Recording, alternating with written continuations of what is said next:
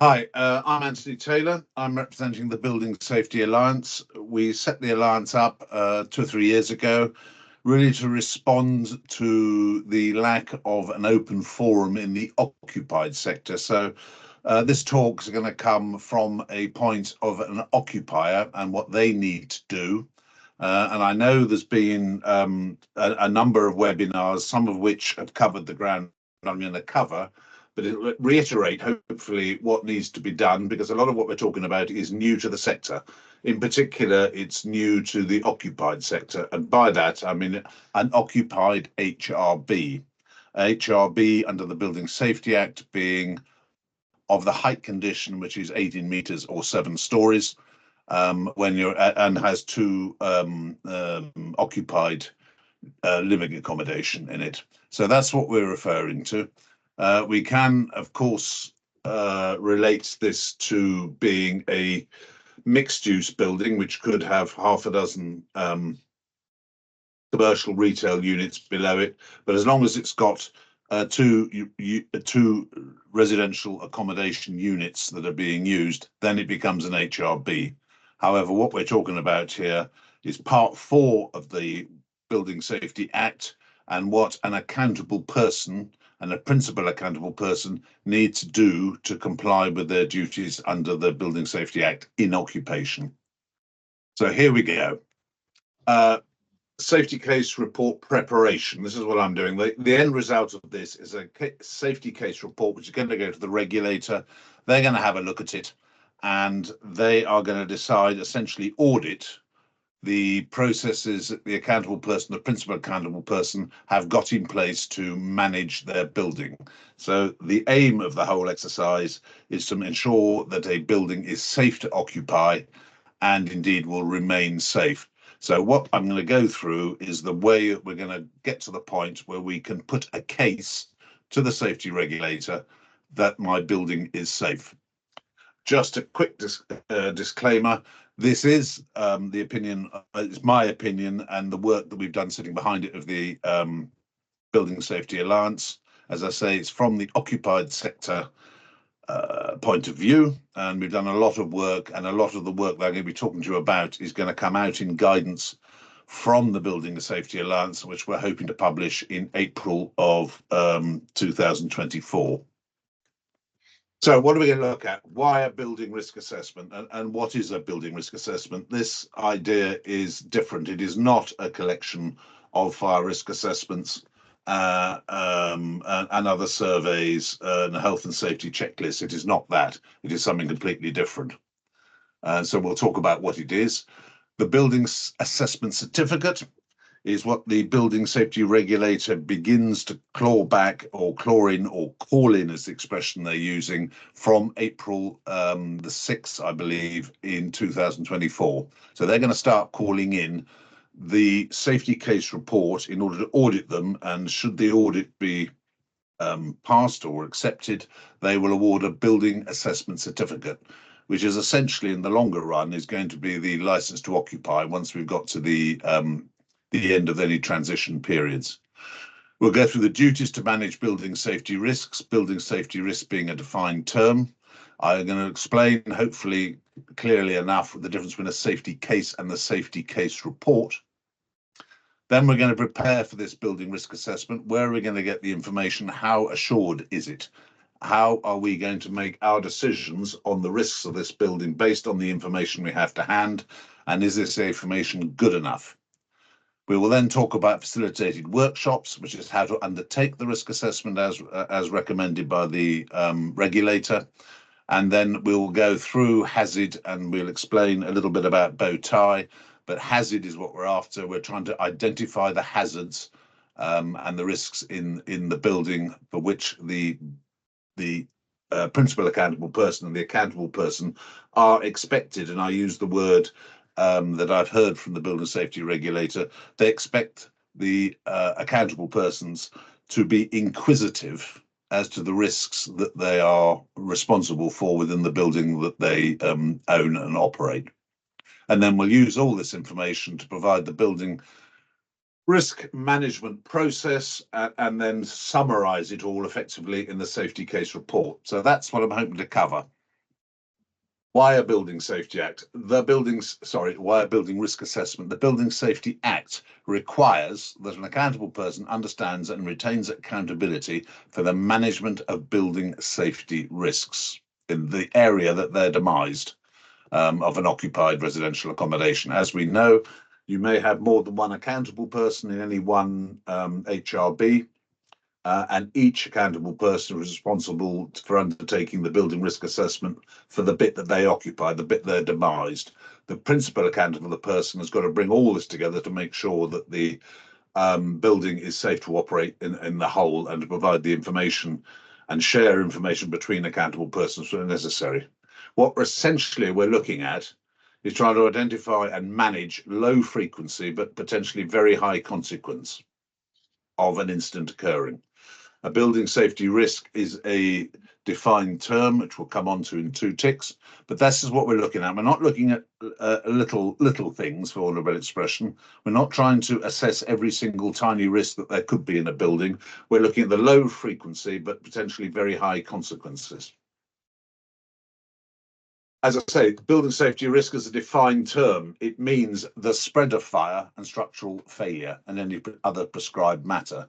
There are no other prescribed matters. There's none on the horizon. There was a discussion that RAC might be a prescribed matter when it appeared. However, that, of course, falls under structural failure or structural safety anyway. So spread of fire and structural failure. And I underline the importance of the word spread of fire, because we can anticipate that there are going to be fires in residential units on a regular basis. I think it's something in the region of 3,000 a year happen, but they happen and they're controlled because we've got the compartmentation. The fire door got shut, the brigade got there and put it out, or the prevention measures put it out in the first place, and nobody really got hurt. However, the spread of fire is the risk that is hopefully very low frequency but a high consequence. Not least the heat, but of course the smoke. And as we know, smoke is as much as heat as the killer, or even more so. So that's what we're looking at. The responsibility to manage spread of fire and structural failure. The golden thread, a term that we probably all know about now.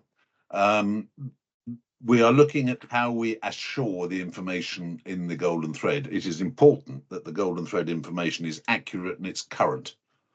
There's been a lot of angst in the industry, in the sector, when organisations or accountable persons and principal accountable person organisations have been looking to find the key building information. They might have gone back to LCDM files and find that the information there is perhaps not as accurate or as detailed as is necessary nowadays to undertake these building risk assessments to manage the risk of building safety risks as defined. Now, we have an awful lot of information, and many of you will have encountered post-building, post-construction information which comes in an enormous, in the old days it used to be an old box, but now it's electronic, and quite often it's unstructured. I mean, if you've got BIM, fine, but many those in the occupied sector can't handle BIM yet, at least can't handle the COBie files. So we have been looking within the Alliance, and not just the Alliance, but a system called UniClass is a coding system which is put against each relevant bit of information. Now, it might be just simply data, it may be a document, it may be plans, it may be schematics, but there is a scheme called UniClass, which is pretty common across the construction industry, so that we are generally encouraging people to use this. Now, whether this is for new development or indeed for existing information that you found, because it needs to go to the golden thread and the safety case, and it needs to be transferable. It's one of the stipulations of the prescribed formats that information is electronic and it is transferable without loss of information within the data. So I would ask people to, if you've not heard of UniClass, to go and find out about it and start trying to apply it. In the Building Safety Alliance, we've done a lot of work because, of course, the Building Safety Act, indeed the Fire Safety Act of the year before, have provided us with a requirement to provide a number of new documents. For example, a safety case report. Naturally enough, Uniclass did not have that code for that, so we have been working with the curators of the Uniclass to provide new codes for the new information that is required under these two acts. And that is work that is ongoing, and they update the Uniclass code essentially, I believe, every quarter. So they have points at every quarter when new codes get put into the system. So one needs to keep an eye on it too. So Uniclass is an important factor in all of this. This is a diagram that we've used and help in the occupation sector for doing just exactly what we're talking about. Down the left, we call it the list. Not very imaginative perhaps, but it's very difficult to call it anything else. So it's known out there as the list. On the left, we've got a list of all the documents, data, the requirements for information of one form or another that is required for compliance with the Building Safety Act, the Fire Safety Act. Alongside that, within the next column, you can see that we've got the Uniclass codes put against it. As I say, we're still developing this, but this document and the guidance that sits behind it, hopefully will be published in April 2024. Now, the way that we would encourage users in occupation, you've got to have a load of documents there. Now some of them are absolutely key, critically safety critical. So the idea of this is to help people to have a list, to go and collect all the documents. Not every single line item is going to be relevant to every single building. So the first thing is to take this list, go to your building and decide, does it apply to this building or not? If it does, we need to find out how much information we've got relating to that particular building. Excuse me. Having got that, we then need to go down the list and we'll annotate whether or not it is required under regulation. And if it's required by the regulations, of course, you've got to have one. And if you need it, then it needs to be accurate and up to date. The next criteria is the document safety critical? Is the information you need safety critical? Now, there's guidance there by CIOB and REBA that's been issued and has been welcomed by the regulator and is not the be-all and end-all, but it is a very good guide to help people look at safety critical elements. So now we've decided whether we've got to find this, whether we've got the information at all, whether it's required under regulations, or whether it is also safety critical, or it's just safety critical in any event. So we need that to really undertake a bit of an assessment on whether, as you see, we've got a high, medium, low. These are just a simple way of trying to establish whether or not, if the information is very good, it's a low risk because we've got adequate information on which to make the decisions about building safety risk. We know how the building is constructed. I mean, we can evidence it. It's not just a supposition. We have drawings, we have designs, we have records of the quality control system that can assure us that the information we've got is good, accurate, and is with our building. Then we go one up to medium, where we might have quite good information, but it's dependent on others. For example, we might have a fire risk assessment which is up to date and current, but it is dependent on the fire strategy. So we need to have one of those that is valid. Yeah. And if we go one up, we've got information we know we need to have either for regulations or for safety critical, or we just need it because we need to be able to manage the building safety risks, but we do not have adequate information, or we can't verify that what information we do have is good, true, and accurate. So we will have to go away, and depending on the criticality of it, we will need to perhaps reconstruct the information, or we might have to have surveys undertaken. For example, let's say a structural survey, because not many of those exist for the older buildings in many ways, and go out and get a structural engineer to have a look at the building and see whether or not we need to go any further. So by that, I mean, if the structural engineer says, well, this is pretty good, I can describe how the building's done, I can see that it looks pretty good, I don't have the design, but my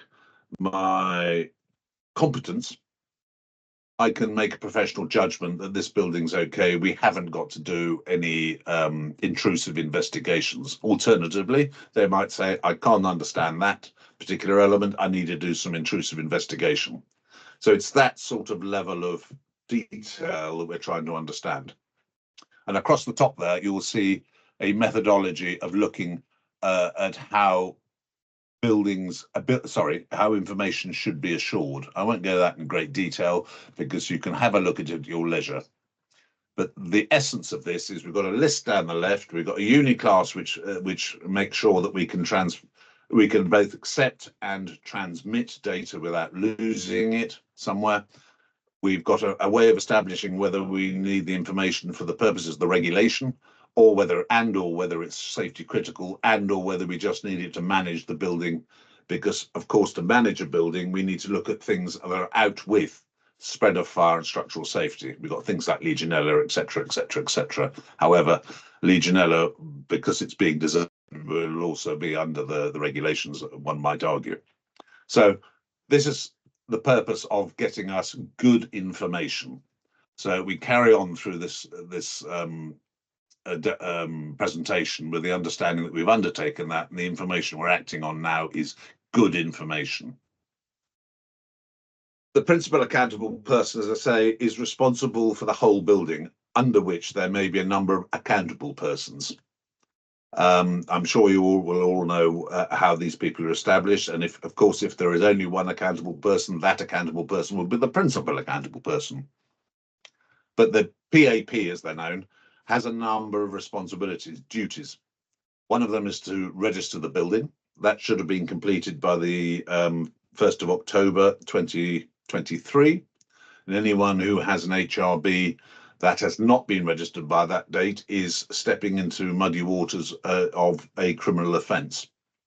And the regulator has, subsequent to that date, started working with the local authorities and the fire and rescue authorities to see if they can identify any HRBs that have not been registered. Once you've registered a building and paid the fee, you need to upload key building information. Key building information is the next layer of detail about this building that just goes onto a portal and you upload it to the regulator. They're using the building registration information and the key building information to undertake essentially a risk assessment process. They've built a tool where they're looking at the process or the precedent they're going to use in order to call in the safety case reports, which is what hopefully at the end of this presentation we'll be able to deliver. They're starting with unremediated properties because there's still a number of them out there. Then they're looking at the very high buildings, 80 meters and above. I think it's 80 meters and above. Then they're looking at buildings, because part of the key building information supplied includes what is the percentage of cladding of any sort on your building. They just want to make sure that the people have actually assessed the cladding properly. And then they have a number of other priorities, which will set the prioritization for the regulator, basically to call in this building safety case report, audit it, and decide whether or not the management processes in place are adequate, suitable, and sufficient, which includes, of course, building risk assessment. You've got a golden thread they have to produce and maintain as part of the PAP's responsibilities. And as I say, they've got to apply for a building assessment certificate. So new build will move straight into this building assessment certificate requirement. It is essentially a license to occupy. You cannot register a building without the completion certificate on new builds. Obviously, you won't have a completion certificate on some of the older properties, but they are looking for people to give it the rough age of the buildings that they are registering, such that the regulator can go back and have a look at essentially what sort of building regulations would have been in place at the time the building was put up. So the building assessment certificate requires a number of things to be put forward to the regulator for them to consider, and before they will decide whether or not to issue the certificate. Once you've got a certificate, you've got to put it over the door, a bit like the pub landlord, so they know who owns the building, who's responsible for it, where the contact numbers, etc., etc. And the constituent parts that go towards the evaluation for the certificate includes a mandatory reporting system, which has been the subject of another webinar. very similar to RIDDOR in the process, but we're looking at significant risk here, and it's expected to break a proactive basis. It's not post-event. In the design and the construction phase, we are looking for the designers and the contractors to continually review risks, and where they see something that could cause a significant event, that would be a mandatory report that is required. In occupation, a resident can put one forward. It might be talking about the inadequate performance of the building manager. That could be a mandatory report to the regulator. The residents' engagement strategy, the next thing on the list there, this is an expectation that owners, accountable persons, and principal accountants must have an engagement strategy. That is not a simple welcome pack. This is true engagement with the residents so that they remain at the key, at the front of the management of building safety for the building that they live in and, of course, are paying for. So when one is coming to write the safety case report, this should have all been discussed with the residents beforehand, because they've got to engage with it, because of course they have a part to play in their own safety and the safety of others in the community with whom they live. You've got prescribed information compliance. So this is various stuff like PPMs and various others. So the tests and evaluations, etc., are all put forward and they put into the golden thread so that the regulator can go and have a look and audit and make sure that actually what you hold yourself out as doing, you are actually doing. I say you plurally, I mean the accountable person, the principal accountable person in a higher risk residential building. The safety case report essentially summarizes all of that, all of the above, and is putting a case to the regulator, say, I understand what my building's made of.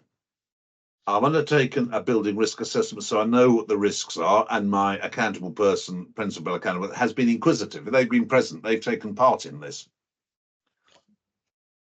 I have a process. I have a management system that's going to manage all of this. I've got a golden thread. That's part and parcel of it, but I've got a whole management system that can assure me as the principal accountable person that the people who are undertaking the tests, maybe a subcontractor, who's undertaking the tests and the fire alarms on a monthly basis, is putting the data into my machines at one end, and I can understand at the other end that the duties that I have to manage building safety risk, spread of fire and structural failure are being maintained properly.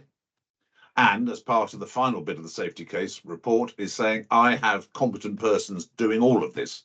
So my case to you, regulator, is that this building is safe to occupy, and will remain safe because I have a complete management system that sits and wraps around this building. So within all this, we've got to assess the building safety risks, which is what we'll be talking about. And I've also spoken about competence. We will talk about competence with regard to organisations very briefly, just to explain what is meant by the term organisational capability, which it runs completely through the regulations. And so the two things that really run through the regulation is accountability, and in occupation, the point is in the name, accountable person and principal accountable person, and the competence of the people who are responsible to deliver the duties they're being paid for. And that's on an individual basis, essentially means having the integrity to the job properly and not to undertake work that you're not competent to do. And to an extent, and certainly it's a requirement under the design and construction work, is to refuse to undertake work that you're not competent to undertake. That doesn't mean to say you can't have somebody on a project, but they may not be fully competent, but they are supervised, and supervised under this new regime means supervised properly. And I just leave that one. Right. The duties: assessing the building safety risks as regards the part of the building for which they're responsible. Okay, I think we've got that. And there's 2 points here I want to make here. It's quite obvious to prevent a building safety risk materializing. The second bullet here is plan B, reduce the severity of an incident if the risk materializes. So if a fire does spread or a corner of the building falls off, maybe because one is resultant on the other, there needs to be a plan B We're all very used, excuse me, to being tested and testing others by saying, I know I've got a task risk, I've got a task to undertake. I know what the task is, I know the machinery or the materials that are involved. I might need PPM, I may not, sorry, PPE, I may or may not. I obviously need a competent person. And if I wrap all this up together and I work with the risk through until it becomes acceptable, and off I trot and undertake the task. That's quite normal, and we've been doing it for years. We've got to take this one step further.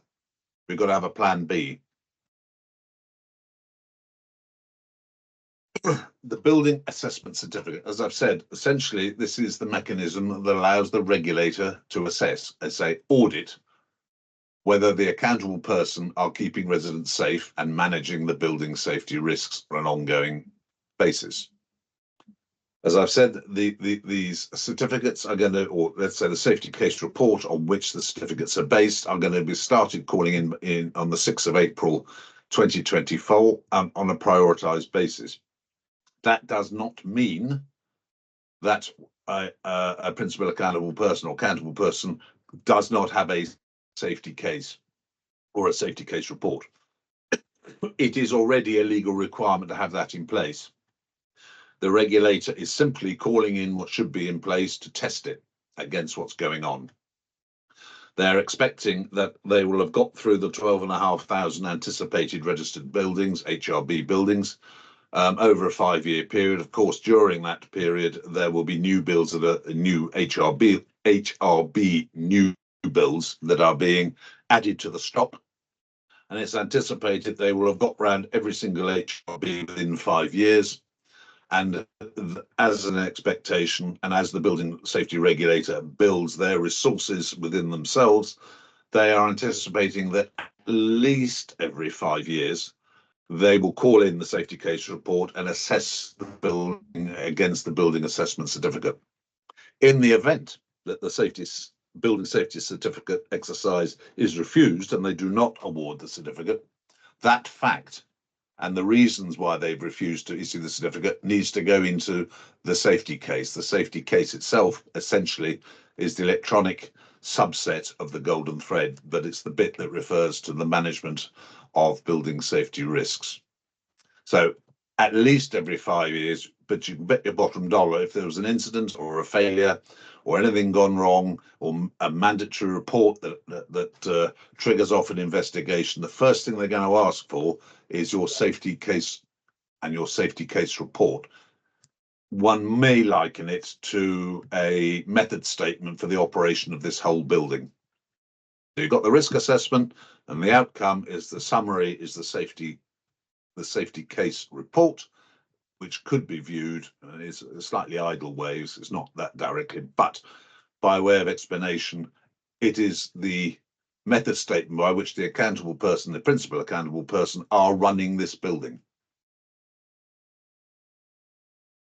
It comes in a section 80, and as I say, the requirement to apply for the building assessment certificate includes a copy of the most recent safety case report.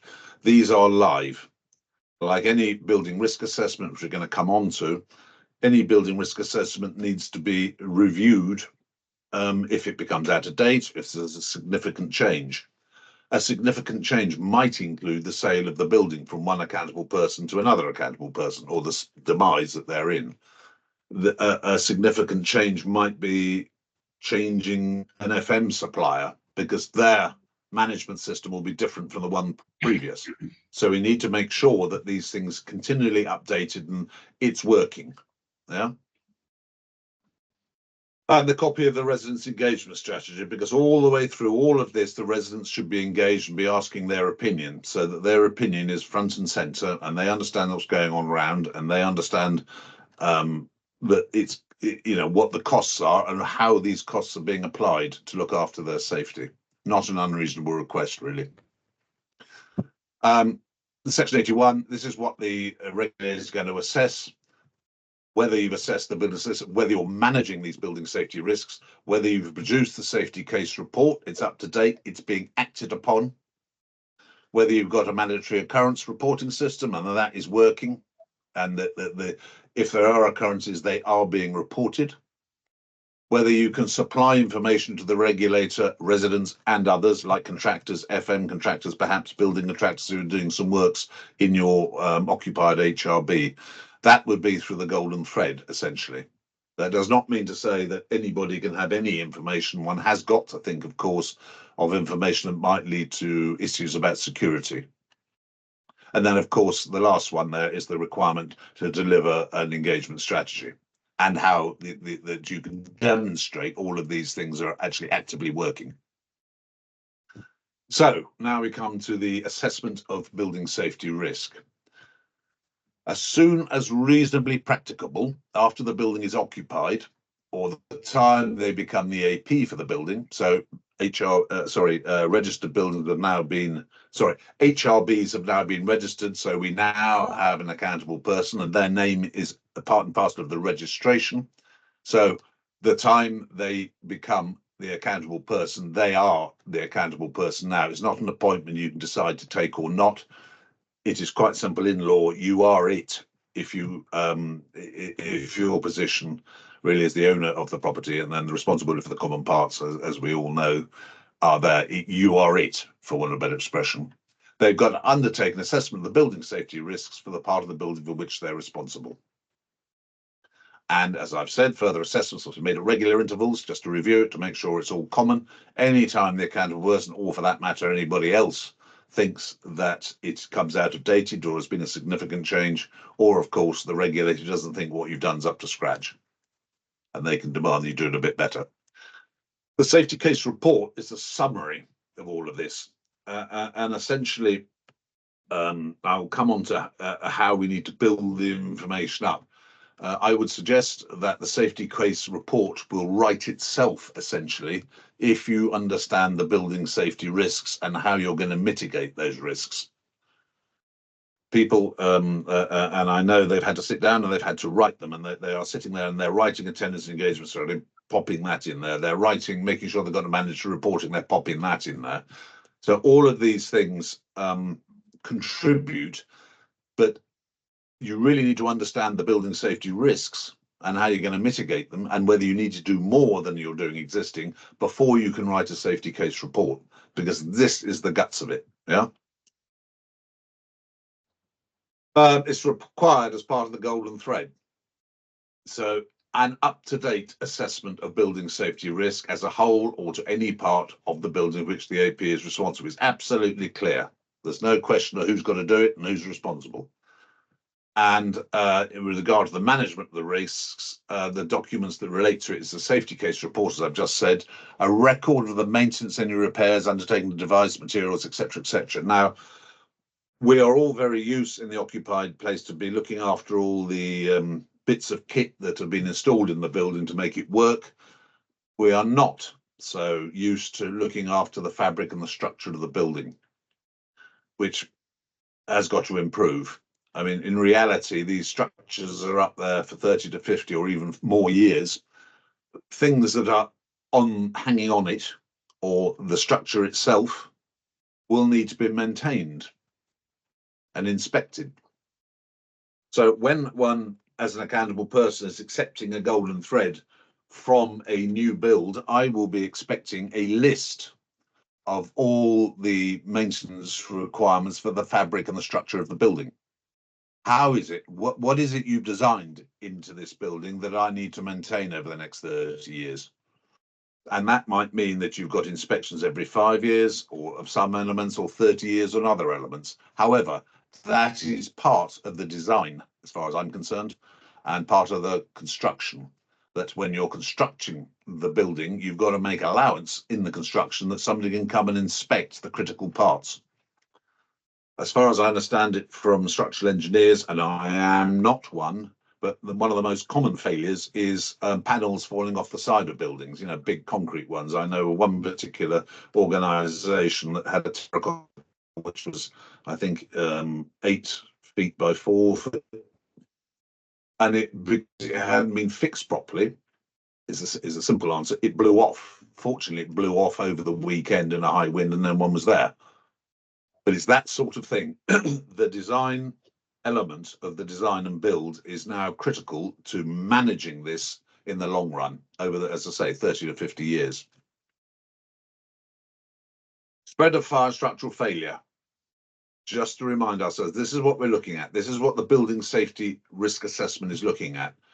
Preventing the spread of fire and our plan B, and the prevention of structural failure and our plan B in the event that that happened.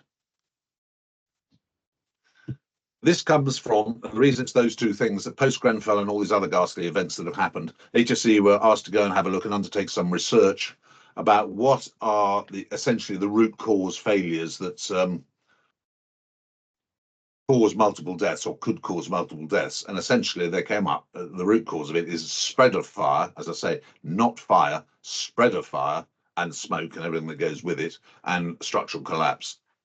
So that is why the center of this legislation is on those two specific risks. And we're talking about likelihood of a number of people being harmed. This is what the risk assessment is trying to ascertain. Examples of a significant incident nature might include a potential impact of, let's say, a tanker coming around a corner and taking 4 columns out on the ground floor. Will that building survive that impact? And now that is the question for the structural element. Now, elements of that we should know, we'll come on to. We should be able to find that out from the other from information that's given to us. So we've got to assess the building safety risks. We've got to assess the risk to spread of fire and structural failure. We've got to look at different areas. The regulator wants us to look holistically at the building. We're not looking at it, you know, in the minutiae. We're standing back, looking at the building. What are the big things here that could go wrong? And we've got to look at it over the building's life cycle, because as the buildings get older, things decay, and if the maintenance etc. is not taken out and done properly, then it will decay, and the risks will turn up. You know, they will present, I think is the expression. So they're looking for us to do scenario planning, and by scenario planning, we're looking at the worst reasonable case. And people say to me, well, I'm talking, oh, I suppose that means aircraft banging into it like the Twin Towers. Well, actually, if you're in a flight path, yes, it does. It does look at ram raids, perhaps, if that is relevant to the building that you're in. We're looking at risk scenarios that could affect your specific building. Flooding. If you had a massive flood and it flooded the cellars, and in the cellars you've got the pumps to push the water up the dry risers. What happens if they are put out of action? You've now got a building which has got no fire protection. So it's this sort of thing. So it's the domino effect, death by 1,000 cuts, whatever we want to look at it. But they're specifically saying worst case scenarios, where we're looking at a number of people getting injured or killed. These typical scenarios they're putting out for fire risk: single floor scenario, between floors when it's broken out, multi-floor or whole buildings where the fire's got so out of control it's wrapping itself around the building. What's your plan B? Because no one's ever had to think about plan B before. It's now a legal requirement. So how are you going to evacuate these people? What happens if the evacuation doesn't work? We'll come on to human behaviours, which could affect that in a tick. Emergency scenarios, and what happens if your safety systems fail? What's going to happen? Structural risk. We're looking here essentially at unexpected collapse, as we know of the building, and I've forgotten its name now. Which collapsed in the East End of London through a relatively minor explosion in a gas oven, which pushed out the wall, and the whole thing collapsed. So we're looking for this. Now, there are in approved document A these building consequence classes where a risk assessment of this sort of nature is done at the design stage. If you can get hold of that document, and in my view, it should be in the golden thread from a new build, then you may well have an answer to a lot of your hazard identification questions, because they will have undertaken this risk assessment right at the design stage, because it's a legal requirement to do so. So well worth looking to see if you can find the ADA Section 5 assessment. But what for where we haven't got the information, what the regulator's looking for us to do is this sort of multiple floor collapse, whole building collapse, balconies or suspended walkways falling off. I know one organisation that I think has had 3 balconies that have fallen off in the not too distant past. So these things happen. And what the regulator is saying, we need you to rethink or pre-think about how this might be dealt with, and then have the plan B. Human behaviour. We all know that this can affect all sorts of things. Not only does it affect the competence, the integrity of the person to undertake the tasks that they're being paid to do properly, and we discussed about this, but on a more personal, wider basis, smoke alarms may be physical barrier, human factor. If it hasn't been maintained properly or it's been played with, these barriers, these alarm systems are degraded. So we need to make sure that they are in place and operating all the time.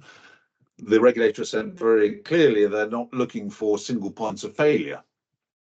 So in the event you're putting in a fire alarm, you might design in the fact that it's one of these fire alarm control panel systems that will self-test and alert you to something that's gone wrong before you find out after an incident's happened. The tenant's engagement strategy may be looking to try and influence the behaviour of the occupants, getting to understand that if they're leaving the fire doors open, they put at jeopardy everyone else in the building.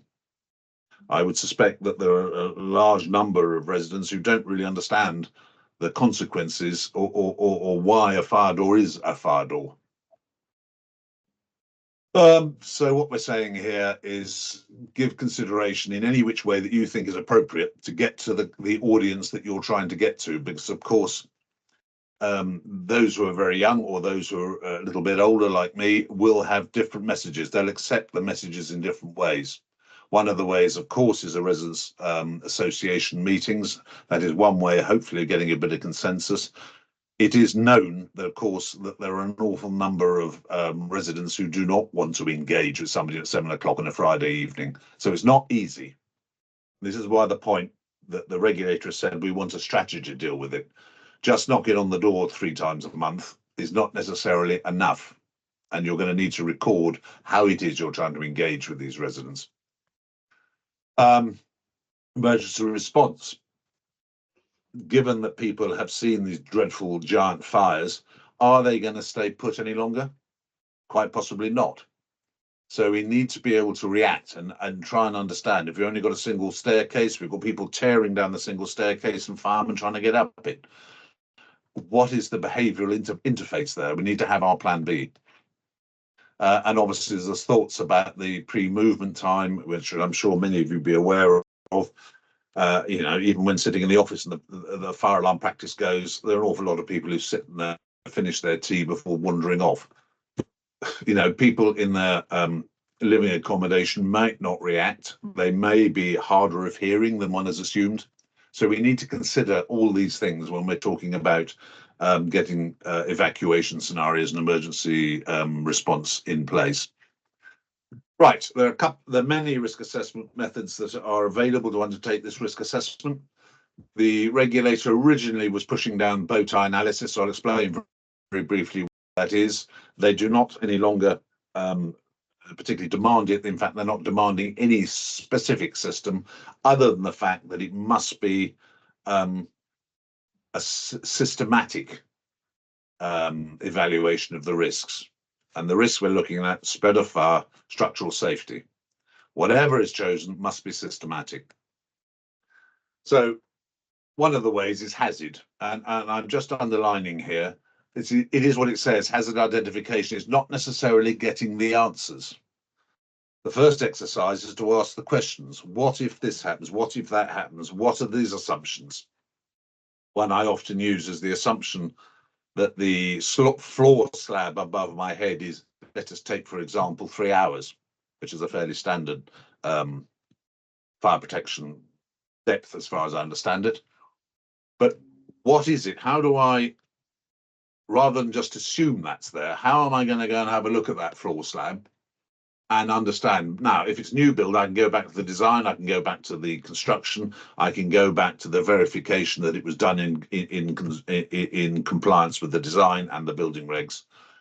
In an existing building, we won't have any of that. So somebody's got to have a look at that and just say, if we're going to make that assumption, that it's a reasonable assumption, and record why the assumption's been made. I'm coming back to the verification of the information so that you can make these statements and make these assumptions. Yeah. So we need in the room all sorts of different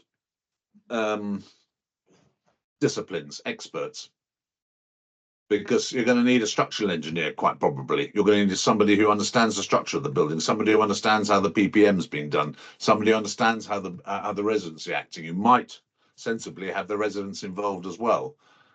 What's the safety management system? There's somebody there understand how the management system works from the AP right the way through the potentially the property manager through to an facilities management supplier. So we need all these people in the room, and we need to have a structured discussion about spread of fire, a structural collapse, and basically going through the scenarios that we've just spoken about and saying, what if? How could that happen? A typical one that I've used in a number of these that I've facilitated is, in the event that an occupier takes one of his electric scooters and plugs it into the wall to recharge overnight and it explodes, what is the plan B? Is the fire door suitable? Is it going to, if it explodes, is it going to push the window out onto into the public realm below? Is the occupant going to get up and run out? And are we sure that the fire doors have got closers on them and that there is a sufficient protection? Things like sprinklers and misting, not necessarily are the best at dealing with chemical fires. So these sorts of things are new, and new hazards turn up every day of the week, and we have to look at them and do the what if, how could. I had one group that talked to us, said, well, it's in our rules that you can't take these batteries in there, so they don't. That is a single point of failure in my mind, and we pointed that out, and we had to have a look at what the system is, where are they going to store the batteries, etc. If you're not going to allow them in there, lots of other organisations have a room, perhaps on the ground floor, where they're all in there, and all the charging points are there. But that's potentially a really big hazard because it's all in one room. Remember that car park that was started by diesel fires, but actually accelerated by the number of electric vehicles. Definitions, just to be clear. So when we're setting out our facilitated discussion, we need to use the right terminology, and there's often a bit of misunderstanding. We know what they are, they're written here. A hazard, an activity or state of something with potential to cause harm. An event is a hazard that's got out of control, hence our plan B. A threat is a factor which causes the hazards to become out of the control. So a threat could be the fact that our fire doors don't work as they should do, and as a result, the hazard, the fire, and everything else gets out of control. Risk, the likelihood, and again, what we're looking here is for low likelihood, high consequence. Yeah, the consequence of the result of the event, and which is why we are required now to have our plan B in place. Issue an event already in progress, and a barrier. We'll talk about barriers, but barriers are essentially the control measures you have in place to stop the thing happening in the first place, and hopefully you've got barriers in the event of putting in place your plan B to reduce the consequences in the event. For example, hazard in a block of flats is a fire in the individual flat. The event is when it's spread because the door's left open for one reason or another. And the threat is when the compartment was breached because the fire door was left open, so you didn't have a closer on it. Yeah, just by way of example. This is a model proposed originally by James Reason, and it's quite a good illustration. It's used often. I've seen it many times. Essentially, what we're trying to do is to stop all the holes aligning. as I said, the regulator will not accept single points of failure.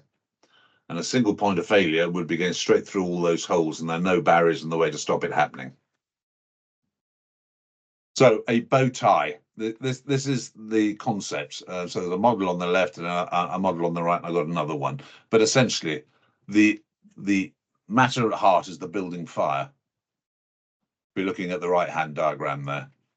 It could have been caused by electrical fault, generator failure, or any other manner of things. The idea of the barriers is in the electrical fault that we take electrical tests. So that's one barrier. Yeah, we have competent people dealing with all the electrics, another barrier. Nevertheless, a fire has evolved, and then we go to the other side. We've got a number of consequences, and again, there's loads of more consequences we can come up with. But for each one of these, we're trying to put in our plan B. Yeah.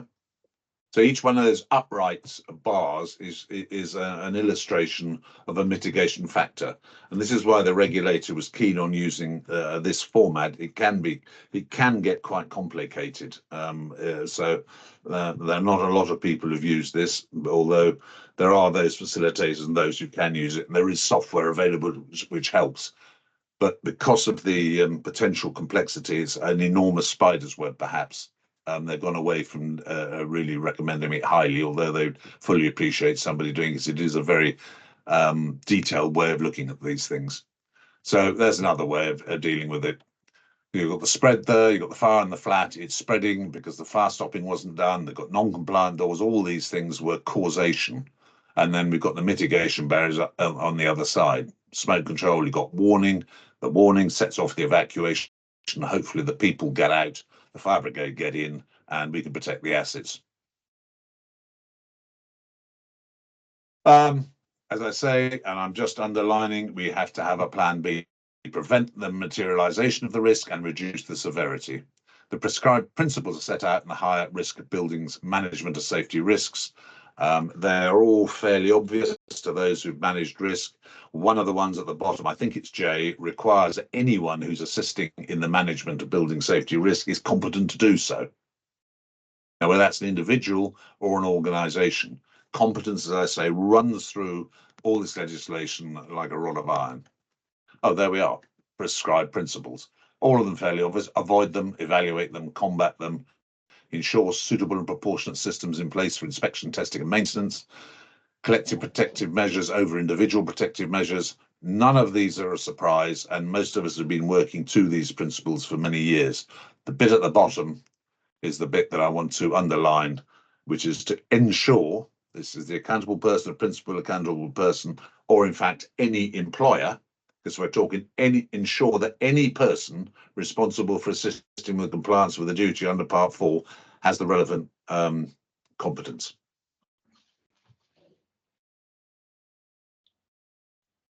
By competence for an individual, skills, knowledge, experience, and behaviours. That is set out in PAS Flex, the BSI Flex 8670, table 11 on, table 1 on page 11, I think. So that sets that out. And then we've got the use of the expression person is a legal expression because an organisation in English law is treated as an individual is. So where a person is not an individual, that person means an organisation. So where a person is not an individual person, the organisation has the capability to ensure that the functions for which it's responsible are performed in a satisfactory manner. Okay, so we have individual responsibilities and we have organisational capability. This is a quick look at what organisational capability may see, and I've taken this from a document which the Building Safety Alliance are about to publish, and it looks, as you can do, as plan, do, check, act. Well, what we have done here in the heavily outlined outside is looking at core principles. This has been designed either to supplement an existing British standard or ISO, or you could take it as it is on its own and apply it, or you could take the core principles. If you're an SME or a micro business, you know, a 3-man band or 10 people, you don't need the whole thing, but you still need to understand what are the competencies that you need to deliver the service that you set out as being fit and proper to do. Management arrangements, we have to have a management system in place. I've mentioned that, and it needs to stretch from the accountable person right the way down to the people who are delivering testing and inspections. Now, the process, as I've said, we've got to divide the building up, so there's a bit of preparation to do before we actually get to the point where we undertake the exercise with the collection of people that we do. And we need to look at perhaps the buildings, different accountable persons with the bits that they're dealing, have all the accountable persons for the various bits in the one room, look at it by block or by core, by function dwelling. It depends on what the building is. It depends on the use of the building other than the residential, perhaps. Depends on the circumstances, depends on the demographic of the people in there. So the facilitator asks the participants to raise and discuss known hazards and risks. We should have had those either from the health and safety file or from the design and the fire and emergency file coming through from new build. But you should know them if you've undertaken the work and you've collected the information as we've discussed before, and you know that the information is good because you've gone through all these requisite bits of information and you've discovered what you know and where you don't. And having looked at it, you know now where the risks and the hazards are, which may include lack of information. There are, of course, the other things like previous experience, and you've got the existing controls and safeguards are in place because you understand what the risks actually are and you've already got mitigation in there. No? Excuse me. As we go through our section or the 2 floors and say, what happens if this happens? What happens if a battery explodes, the door's left open, the toxic fumes are pouring out, and somebody's actually the fire door from the on the floor into the lobby area is also broken, so we now got toxic smoke in the escape stairs. What are you going to do about it? How could that happen? And the answer is just because of one control is adequate, that is not. It's a single point of failure. So there needs to be a collective understanding of how something could happen, and then a collective understanding of the various different controls. So if one fails, you've got another one that will step into place to avoid the terrible consequences that are possible to occur. It's important that the person who leads the assessment process has a good understanding of the process. So it's not something to be undertaken lightly. My experience is when you have the man in the grey suit turning up and asking these perhaps seemingly impertinent questions, they're not impertinent. The idea is to get people to talk about it, and it's got to be very open. And one has got to avoid the circumstance where people in the room are feeling attacked and they become very defensive. The idea is to get a very open discussion and to have a number of different disciplines, because one thing might lead to another. And it's important that this complexity of risk and complexity of hazard all interacting with each other can lead to a significant event, which we're trying to avoid. And I would say that we need to record it. Obviously, we need to record the output of the assessment process, but I would also recommend, so you need a scribe because everyone else hopefully is talking, and you need to have somebody who's got an understanding of the whole process so that they can record the relevant bits of discussions, because there'll be snippets from here and snippets from there. But I would also recommend that there is a recording, as in an audio recording, of the process, because there will be little snippets that will get missed by the scribe, and it's very important. And of course, as we go back to human behaviours, there are those who talk louder in groups than others, and the others who are quieter might have some very significant information that they should be encouraged to share. Who are the people? So these are all the people that need to be there, and they need to understand. So this was using good people knowledge of building being assessed. Yeah. So we need to have the people there who have the expertise to look at the fire safety risks, the management systems, the structural safety risks, the management of those risks. Are the use of it, is it mixed use? So you've got retail perhaps on the ground floor, and you might have offices, so you've got to have somebody who understands what's going in there. That might be done is by way of getting the responsible person, the people responsible for the fire risk assessment and these other demises. Inspection and maintenance regimes, because they're the ones who need to understand. And I've been in rooms where they said, oh, I didn't realize I was supposed to be checking that. That's not in the contract. So it's a collective discussion. Time limited, otherwise it can go on forever. And I'd suggest, having said that we should have everybody in the room at the same time, it may be better to separate it between fire risks and structural risks and have the relevant experts in the room. Otherwise, half the time you might have the structural people listening to the fire people and vice versa. However, one would need to bring them together at the end to see how the things that they have identified or are concerned about might interact with between each other. As I said, look at different areas by control, by blocks or cores, or a combination. So the facilitator with the accountable person and people in the know who are managing this building need to work out the most effective way of assessing this building in it as a whole. One might recall that Dame Judith Hackett wanted us to look at buildings as systems, and this is really what we're trying to do here, because we've got both the structural and we've got all the fire protection measures, and they work together to protect the residents. And this is what we need to understand.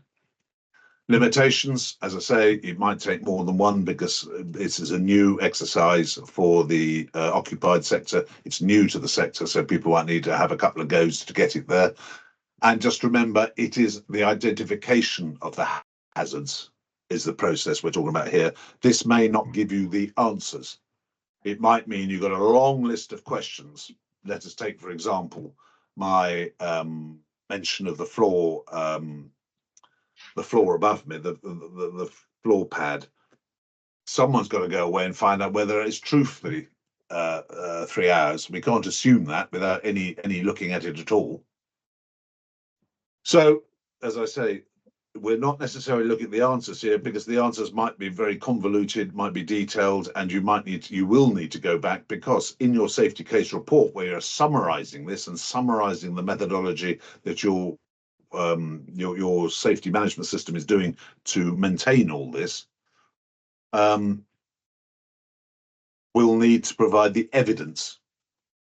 And that's what the safety case report is, a summary. The evidence is sitting in the safety case electronic files. This is a representation of the recording system that the Building Safety Regulator has put out. It's very simple. One might say it's highly simplistic, perhaps, but we need to start from somewhere. And for those who've never undertaken this sort of exercise before, this is as good a start as any. Yeah.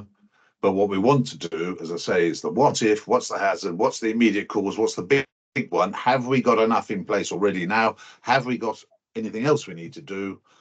And no regulator is expecting every building to go from potentially a few risks to absolutely none at all. What they want to know, and what the residents want to know, is you know what the risks are and you are working towards minimizing or removing them.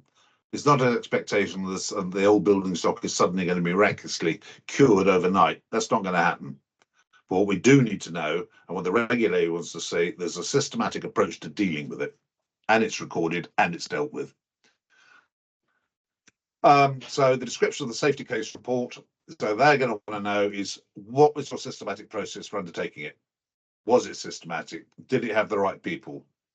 Did you ask the right questions? Did somebody bother to go away and actually verify the assumptions that were made?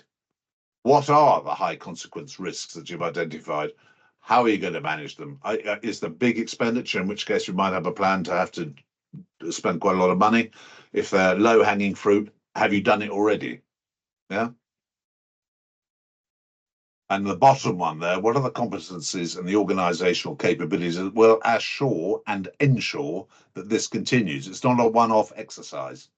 As the building gets older, as the residents change, as FMs change, as the owner of the building changes, all these risks need to be re-evaluated to make sure they're still valid.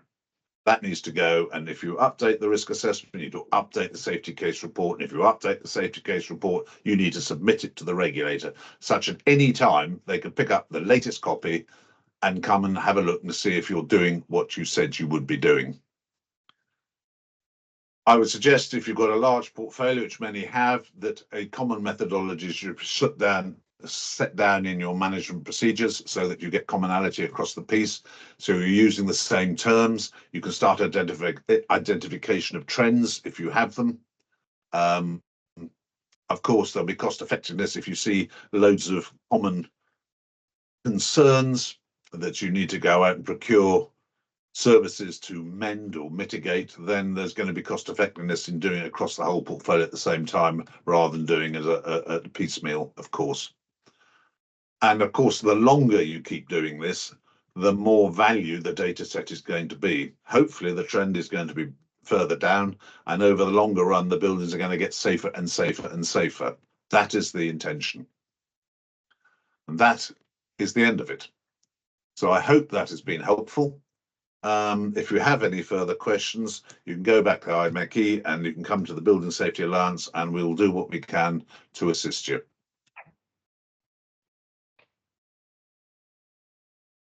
Oof.